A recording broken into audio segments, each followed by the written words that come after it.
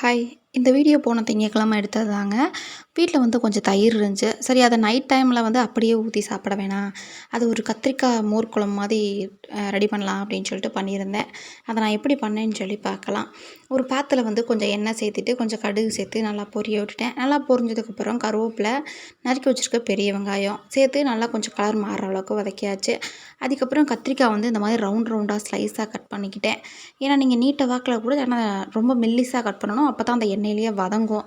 நல்லா பாதி வெந்ததுக்கப்புறமா உப்பு சேருங்க. நீங்கள் ஃபஸ்ட்டே உப்பு சேர்த்திங்கன்னா கத்திரிக்காய் ஒரு மாதிரி கண்டி போன மாதிரி ஆயிரும், வேகாது.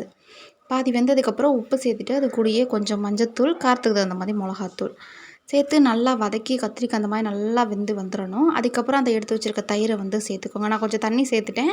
நீங்கள் அப்படியே திக்காக விட்டிங்கன்னா இன்னும் நல்லாயிருக்கும். அந்த தண்ணி ஊற்றிட்டு அதை அப்படியே அடுப்பை ஆஃப் பண்ணிடணும். கொதிக்கலாம் விடக்கூடாது. ஆஃப் பண்ணிட்டு நல்லா சூடான சாப்பாட்டில் இந்த இதை ஊற்றி நல்லா அந்த கத்திரிக்காவே அதுக்கு சைடிஷாக வச்சு சாப்பிட்டிங்கன்னா அவ்வளோ நல்லாயிருக்கும். கண்டிப்பாக ட்ரை பண்ணி பாருங்கள். அப்புறம் பாப்பாவுக்கும் என் வீட்டுக்காருக்கும் முட்டை குழம்பு தான் வச்சுருந்துச்சு.